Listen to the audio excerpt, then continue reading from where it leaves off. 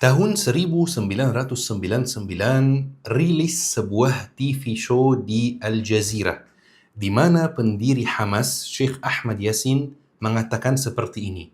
Saya yakin Israel tidak akan bertahan lebih dari tahun 2027. Beliau menyampaikan prediksi ini teman-teman dengan sangat percaya diri. Dan beliau bukan orang biasa. Kalau misalnya yang menyampaikan prediksi ini Muhammad Al-Fuli, biasa saja. Tapi yang menyampaikan prediksi ini adalah Sheikh Ahmad Yassin, pendiri Hamas, satu-satunya kelompok yang melawan Israel di dalam lapangan.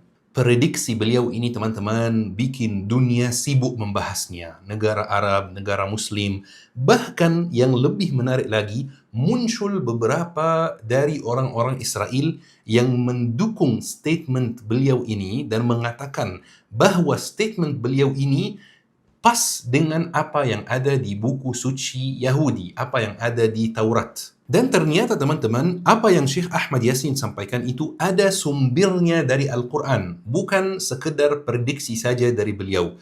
Ternyata teman-teman, di dalam Al-Quran ada nubuat, ada kabar tentang keruntuhan Israel. Tapi sebelum kita bahas nubuat yang ada di dalam Al-Quran, kita mau lihat sebentar seperti apa reaksi orang Israel, seperti apa pendapat orang Israel tentang hal ini. Karena teman-teman, 3 tahun setelah pertemuan TV show ini dengan Syekh Ahmad Yassin, ada sebuah koran politik terkenal di Amerika Serikat, namanya Newsweek. Dan teman-teman pasti tahu bahwa media di Amerika Serikat itu, koran, televisi, dan lain-lain, itu dikuasai oleh orang Yahudi. Koran tersebut, teman-teman, merilis sebuah cover yang ada bendera Israel, kemudian ada tulisan negara tanpa masa depan. Bahkan ada seorang rabi teman-teman yang bernama David Wise. Sangat-sangat terkenal teman-teman. Karena David Wise ini merupakan kepala atau ketua dari sebuah organisasi namanya Naturi Karta. Organisasi Naturi Karta ini berdiri di tahun 1935 ini. Tujuan utama organisasi Yahudi ini adalah mencegah adanya negara Israel. Karena menurut Taurat, menurut kitab suci orang Yahudi teman-teman, bahwa Bani Israel itu ditetapkan oleh Tuhan sebagai bangsa yang syatat, bangsa yang diaspora, bangsa yang terpecah belah. Dan mereka tidak boleh berkumpul di bawah satu negara kecuali sampai datang Mesias yang akan kumpulkan mereka di bawah naungan satu negara teman-teman. Dan organisasi ini dibentuk tahun 35 teman-teman. 1935 di jauh sebelum Israel berdiri. Jadi orang Yahudi sendiri, Naturi Karta, mendirikan organisasi ini untuk mencegah adanya Israel. Yang bikin sedih teman-teman, di tahun 30-an, negara-negara Muslim diam, negara-negara Muslim tidur terhadap migrasi Yahudi ke tanah Palestina. Negara-negara Arab waktu itu, dan sayangnya sampai hari ini, sibuk mengejar dunia. Syarif Hussein, Abdul Aziz Al-Saud, dan keturunan Muhammad Ali di Mesir. Sehingga tiba-tiba dibangunkan dari tidurnya yang sangat lelap ini dengan satu kabar, Israel sudah menjajah Palestina, sudah menjajah Tanah Suci. Teman-teman, Ana mau menyampaikan kabar gembira buat antum. Tetapi sebelum Ana sampaikan kabar gembira, Ana mau curhat sedikit. Jujur teman-teman, Ana sangat kesulitan mencari jubah yang pas, yang ukurannya pas, yang tidak bikin gerah, yang bahannya pas, yang harganya pas. Tapi alhamdulillah kemarin Ana dikirim jubah ini dari Al-Haramain. Jubah yang Ana pakai sekarang dan jubah ini teman-teman. Masya Allah, Ana tidak bingung lagi cari jubahnya di mana. Kenapa? Karena kombinasi yang bagus sekali. Pas harganya, pas bahannya, pas ukurannya, pas motifnya, semuanya aman insya Allah. Taib, kabar gembiranya di mana? Kabar gembiranya teman-teman bahwa alhamdulillah Al-Haramain membuka peluang emas buat syabab yang mau bergabung jadi agen Al-Haramain, reseller Al-Haramain, distributor Al-Haramain, tinggal scan QR code atau kunjungi website Al-Haramain atau hubungi WA resmi Al-Haramain yang ada centang biru. Semoga insyaAllah hal ini menjadi ikhtiar dari kita untuk mencari rezeki tambahan insyaAllah. Amin, amin, ya Rabbal Alamin. Syukran. Pokoknya teman-teman, organisasi ini yang namanya Naturi Karta salah satu ketuanya yaitu David Wise, dia mengatakan seperti ini. Keruntuhan Israel, saya cuma mengutip dari beliau ya, keruntuhan Israel adalah sesuatu yang pasti akan terjadi karena Israel adalah sebuah negara yang menantang firman Tuhan.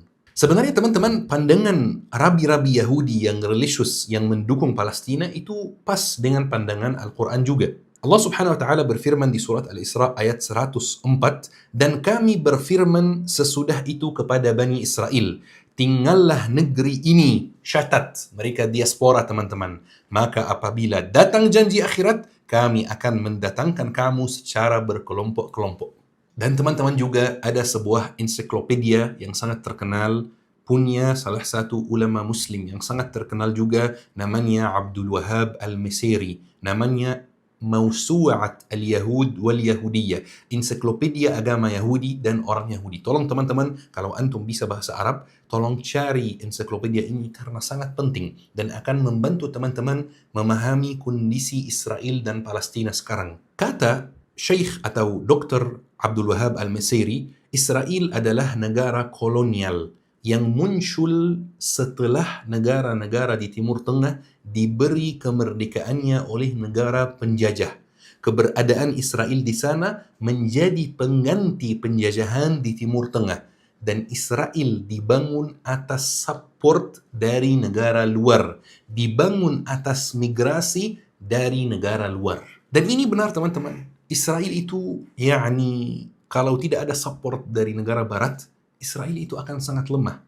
Israel itu bangsanya itu bukan bangsa asli, bukan bangsa pribumi. Semuanya migrasi teman-teman, dan migrasi ini tidak berhenti sampai hari ini. Tetapi masalahnya apa ya?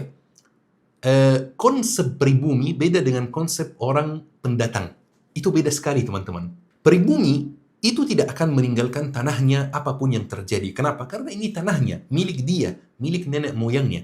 Sementara orang pendatang yang datang untuk menjajah, bukan datang sebagai saudara, seperti orang muslim mengunjungi negara muslim lainnya ya. Orang pendatang yang datang sebagai penjajah, dia itu mindsetnya bukan seperti mindset pribumi. Dia itu kalau ada masalah, dikit-dikit keluar. Kalau ada masalah, dikit-dikit kabur. Kalau ada masalah, pulang lagi ke negara asalnya. Makanya di Israel ada dua hal yang sangat terkenal di sana. Yang pertama, warga Israel itu hampir semuanya punya paspor kedua. Jarang sekali ada warga Israel yang punya satu kewarganegaraan saja. Biasanya mereka punya dua kewarganegaraan. Warga negara Israel dan warga negara nenek moyangnya. Warga negara Rusia, Ukraina, Amerika, Ethiopia, atau kewarganegaraan yang lain. Yang kedua teman-teman, setiap kali terjadi perang di Israel, orang-orangnya kabur atau orang-orangnya mudik teman-teman. Sampai kadang-kadang pemerintah Israel memberikan perintah aturan kepada maskapai yang ada di dalam Israel. Dilarang menerima penumpang warga negara Israel selama perang. Kenapa? Karena pemerintah takut terjadi perang, tiba-tiba Israel sepi, semua warganya kabur ke luar negeri. Beda misalnya teman-teman dengan warga Gaza yang diperangi, dibantai, didiskriminasi, diperkosa, dibunuh, tapi mereka masih bertahan. Mereka masih melakukan jihad ribat. Mereka tidak mau geser kemanapun menjaga tanahnya karena mereka adalah pribumi yang asli. Dan yang lebih menarik lagi teman-teman, di dalam literatur Yahudi sendiri, mereka punya sebuah ketakutan yang sering dibahas oleh orang Yahudi dan orang Israel. Namanya la'nat al-aqd al-thamin, kutukan dekade ke-8 atau kutukan usia 80 tahun. Jadi teman-teman, orang Yahudi sangat takut pada kutukan tersebut. Apa maksudnya kutukan usia 80 tahun? Jadi ceritanya teman-teman, menurut orang Yahudi ya, mereka sepanjang sejarah, mereka hanya berhasil untuk membentuk 3 negara besar. Itu menurut mereka ya. Negara yang pertama adalah negara atau kerajaan yang di zaman Nabi Daud, Sayyidina Daud dan Sayyidina Sulaiman. Buat mereka Daud dan Sulaiman itu bukan nabi, tetapi raja yang kuat saja. Negara yang kedua, negara yang namanya Kerajaan Hashmuanim yang berdiri tahun 142 sebelum Masehi sampai tahun berapa, ana lupa. Tapi pokoknya kedua negara ini runtuh sebelum tamat 80 tahun. Kerajaan pertama dan kerajaan yang kedua. Kemudian ada negara yang ketiga, yaitu negara Israel atau penjajahan Israel yang kita lihat sekarang. Yang mereka takutkan adalah Israel juga runtuh sebelum Israel tamat 80 tahun atau pas Israel tamat 80 tahun.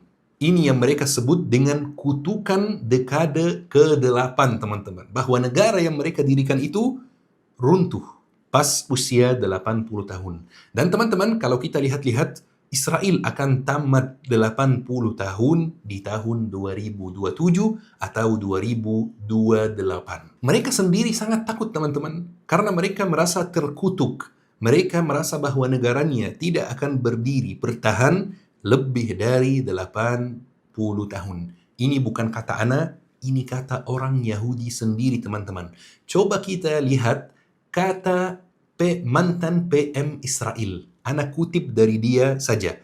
Namanya adalah Naftali Bennett. Dia mantan PM Israel.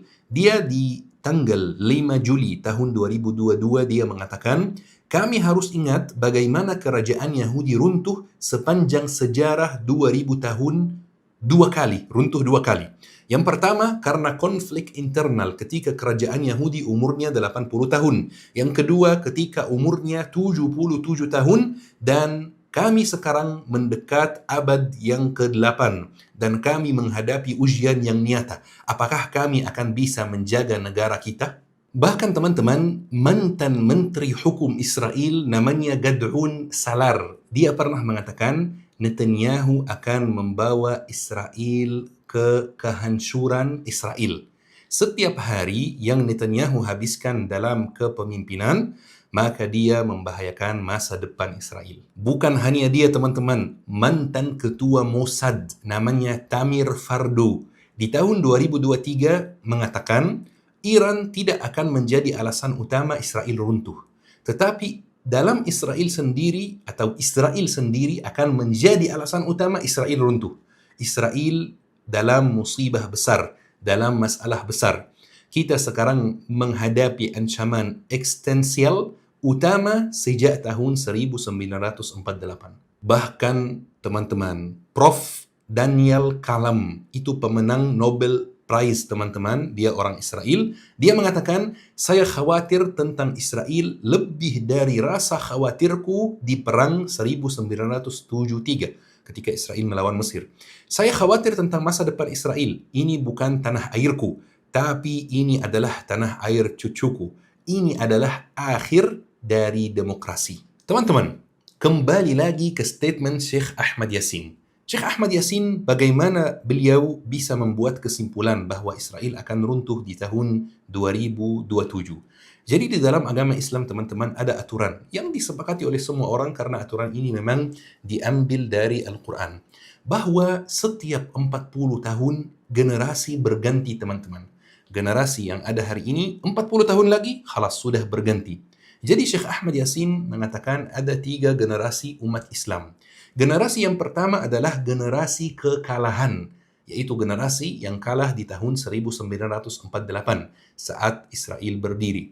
Kata beliau, generasi ini akan berganti di tahun 1988 dengan generasi kebangkitan. Siapa generasi kebangkitan ini? Adalah generasi Hamas sekarang. Ismail Haniyah, Yahya As-Sinwar, Syekh Ahmad Yasin sendiri. Kata beliau, 40 tahun kemudian dari tahun 40 tahun kemudian dari tahun 1988 generasi akan berganti lagi dengan generasi kemenangan.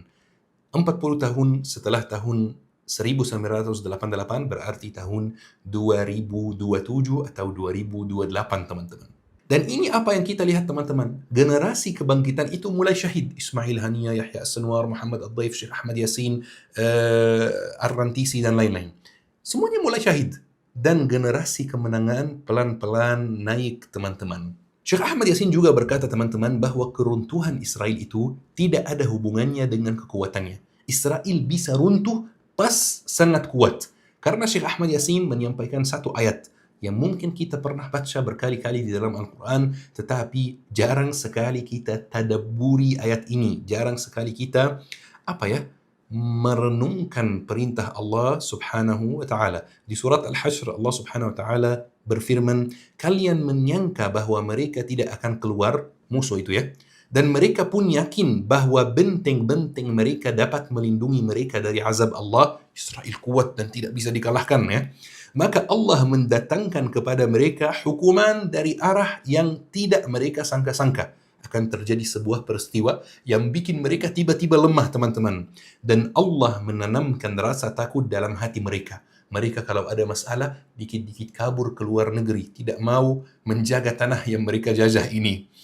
Mereka merobohkan rumah-rumah mereka dengan tangan mereka sendiri dan tangan orang-orang mukmin. Mereka menyerangi Gaza, maka Gaza membalas, Iran membalas, yang lain membalas. Mereka merobohkan rumah-rumahnya sendiri yang mereka bangun sejak tahun 48. Maka ambillah pelajaran, wahai orang-orang yang mempunyai pandangan. Fa'tabiru ya ulil absar. Ayatnya tidak perlu penjelasan, tidak perlu tafsir, hanya punya hati yang bersih, yang siap untuk menerima perintah Allah Subhanahu wa taala. Teman-teman, waktunya kita menjawab pertanyaan yang paling utama di dalam kajian kita hari ini. Apakah Israel akan runtuh di tahun 2027? Jawabannya teman-teman, tidak ada yang tahu. Yang pasti sudah dekat sekali keruntuhan Israel. Yang pasti kemenangan sudah sangat dekat. Yang pasti Israel itu akan segera roboh, runtuh, dan Palestina akan segera merdeka. Bisa di tahun 27, bisa di tahun 29, bisa di tahun 30, bisa di tahun 35, bisa di tahun 50. Kita tidak tahu, kita bisa memastikan kapan, tapi yang pasti sudah sangat dekat. Dulu, Ana mengatakan mungkin generasi Ana ini, orang yang seumuran dengan Ana, tidak akan bisa melihat Palestina dalam keadaan merdeka. Mungkin anakku bisa, mungkin cucuku bisa. Tetapi setelah peristiwa-peristiwa yang Ana lihat di sekitar Ana ini, teman-teman, Ana hampir yakin 100% bahwa insya Allah generasi kita ini, orang-orang yang seumuran dengan Ana, insya Allah akan melihat Palestina merdeka, akan melihat Palestina menang, akan melihat Israel runtuh, teman-teman. Ana nggak tahu pas kita ini umur berapa, tapi insya Allah semoga Allah Subhanahu wa taala memberikan kita kesempatan ini. Perang ini sudah di fase terakhir, teman-teman. Penjajahan ini sudah di fase terakhir, teman-teman. Kenapa? Karena di Israel sendiri banyak perpecahan di antara mereka. Dan salah satu sunnatullah fil kaun, teman-teman, bangsa yang terpecah belah akan kalah, bangsa yang bersatu akan menang. Dulu Israel bersatu. Israel itu, Yahudi itu tidak satu pandangan, teman-teman. Ada Yahudi yang sekuler, ada yang Yahudi yang religius. Tetapi mereka dulu bersatu, maka mereka berhasil untuk mengalahkan umat Islam. Dan mereka mulai terpecah belah lagi. Sekarang teman-teman, Yahudi yang sekuler itu banyak masalah dengan Yahudi yang beragama. Dan dikit-dikit pemilu dibatalkan, dikit-dikit pemilihan DPR dibatalkan. Bahkan teman-teman, di dalam Israel, dalam 7 tahun terjadi 6 pemilihan umum, teman-teman. Kenapa? Karena keluar hasil pemilihan diprotes oleh warga, maka dibatalkan, kemudian diulangi lagi. Ada ketidakstabilan di dalam Israel sendiri, teman-teman. Dan di dalam Israel juga, orang miskin semakin hari semakin miskin. Orang kaya semakin hari semakin kaya. Orang Yahudi sendiri dalam Israel tidak mendapatkan perilaku yang sama dari pemerintah. Orang Yahudi dari keturunan Eropa itu nomor 1. Orang Yahudi keturunan Timur Tengah nomor 2. Orang Yahudi keturunan Afrika nomor 3. Tidak dikasih banyak lowongan kerja, tidak dikasih uang, tidak dikasih bantuan dari pemerintah. Kesimpulannya, teman-teman, ini kesempatan kita umat Islam untuk bersatu. Ini kesempatan kita, teman-teman, untuk mulai mengkontrol perpecahan yang terjadi di dalam umat Islam. Karena kalau kita bersatu, kita insya Allah kuat. Wa'tasimu bihablillahi jami'an wa la tafarraqu. Berpegang teguh pada tali Allah dan jangan terpecah belah. Pesan anak, teman-teman, 2. Yang pertama, perbaiki diri sendiri. Dekatkan diri sendiri kepada Allah Subhanahu wa taala. Perbaiki salatmu, perbaiki ibadahmu, perbaiki pengetahuanmu. Banyak baca, banyak belajar, banyak menuntut ilmu, karena antum dibutuhkan oleh umat Islam. Nomor 2, jauhi siapapun yang memecah belah umat Islam. Jauhi siapapun yang mengungkit-ungkit perbedaan. Jauhi siapapun yang mengungkit-ungkit masalah khilafiyah dalam fiqih, jauhi siapapun yang ungkit-ungkit masalah khilafiyah dalam aqidah. Jaga persatuan umat Islam. Ini bukan waktunya membahas masalah khilafiyah, ini bukan waktunya membahas aliran dan kelompok dan pandangan yang berbeda. Ini waktunya menjaga diri sendiri, menyatukan diri sendiri, dan menjaga tanah suci kita yang dijajah oleh Zionis. Teman-teman yang dirahmati oleh Allah Subhanahu wa taala, ayo kita akhiri kajian hari ini dengan doa kafaratul majlis. Subhanakallahumma bihamdik asyhadu an la ilaha illa anta astaghfiruka wa atubu ilaik. لا يحصي لساني ثناء عليك، فكل صلاحي منك وإليك. عظيم العطايا مبسوط يديك، تنفق كيف شئت والشر ليس إليك.